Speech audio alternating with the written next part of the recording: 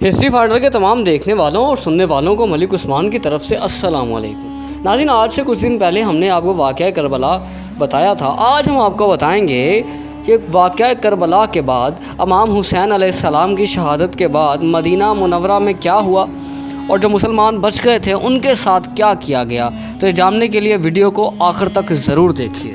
ناظرین، امام حسین علیہ السلام کی شہادت کے بعد ادھر جب مدینہ منورہ پر یزید نے مسلم بن عقبہ کو مقرر کیا تو کہا کہ 3 دن تک تم پر مدینہ کا حرم حلال ہے، تم جو چاہو کر سکتے ہو، شامی فوجوں کو بھی اجازت ہوگی۔ وہاں تابعین اور 100 سے زیادہ صحابہ کرام کو شہید کر دیا گیا۔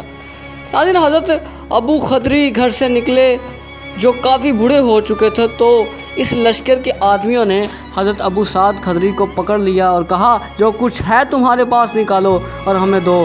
لیکن ناظرین، ان کے گھر کچھ بھی نہیں تھا سوائے 2 کبوتروں کے۔ ناظرین، شامی فوج ایک گھر میں داخل ہوئی جہاں پر ایک خاتون نے ابھی ایک بچے کو جنم دیا تھا اور وہ بچہ ماں کا پہلا دودھ پی رہا تھا۔ اس خاتون نے شامی فوجوں سے پوچھا تم جانتے ہو یہ بچہ کون ہے؟ انہوں نے کہا کہ نہیں، ہم نہیں جانتے۔ خاتون نے بتایا کہ یہ حضرت ابن ابی کبشہ کا بچہ ہے، یہ وہ صحابی تھے جو حضور کے ہاتھ پر بیعت کرتے رہے اور انہوں نے کسی چیز کا لحاظ نہیں کیا اور کہا جو کچھ بھی ہے ہمیں دو۔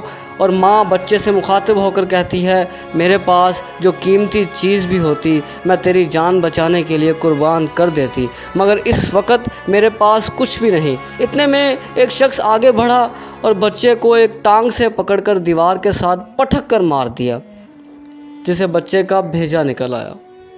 ناظرین، کیا زیادتیاں نہیں کی ان ظالموں نے۔ حضرت ابو سعید فرماتے ہیں میں نبینہ تھا اور یزید کے سپاہی آتے، جو بھی مسجد میں نظر آتا پکڑ کر لے جاتے۔ مجھے نبینہ سمجھ کر چھوڑ دیا گیا اور میں اس فکر میں تھا اب مجھے نمازوں کے اوقات کا پتہ کیسے چلے گا، اذان کون دے گا، نہ اذان نہ جماعت، میری نمازوں کا کیا بنے گا۔ ناظرین، پھر انہوں نے کہا کہ جب بھی پھر نماز کا وقت آیا تو میں گنبد رسول سے اذان کی بھی آواز سنتا تھا اور اقامت کی آواز بھی سنتا تھا۔ سبحان اللہ۔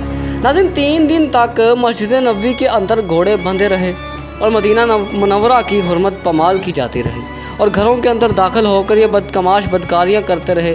1000 دوشیزیں ان کی بدکاریوں کی وجہ سے کواری حالت میں بھی حاملہ ہو گئی اور پھر مکہ مکرمہ میں کعبے پر گولے برسائے گئے جس سے کعبے کا غلاف جل گیا۔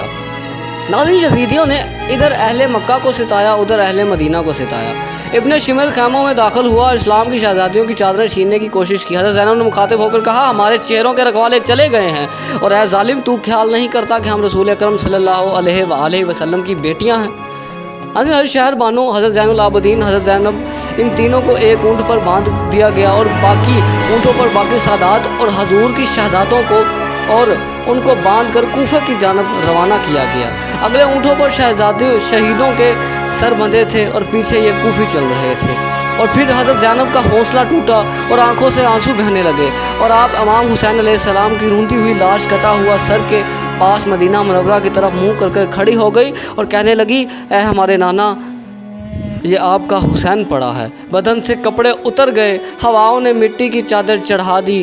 حضور، آپ کی اولاد کاٹ دی گئی، آپ کی بیٹیوں کے ہاتھ باندھ دیے گئے۔ یہ لٹا ہوا قافلہ پھر وہاں سے کوفے پہنچا۔ وہاں اندر زینب نے وہ جرأت آمیز باتیں کہیں گویا زینب کی زبان پر علی کی خطابت بول رہی تھی اور پھر دشمن اور دوست سب رونے لگ گئے۔ ناظرین، سوچیں وہ کیا دل سوز منظر ہوگا کہ جب یہ قافلہ مدینہ منورہ پہنچا، اہل مدینہ زینب سے پوچھتے تھے کہ حسین کہاں ہے۔ اپنے پیغمبر اور شہزادے اور شہزادیوں کو جو دکھ اس امت نے دیے وہ کائنات کی ایک الگ داستان ہے۔ ناظرین، مزید ویڈیوز کے لیے ہمارے چینل کو سبسکرائب کیجیے تاکہ مستقبل میں آنے والی تمام ویڈیوز آپ کو ملتی رہیں۔ اللہ ہم سب کا حامی و ناصر ہو۔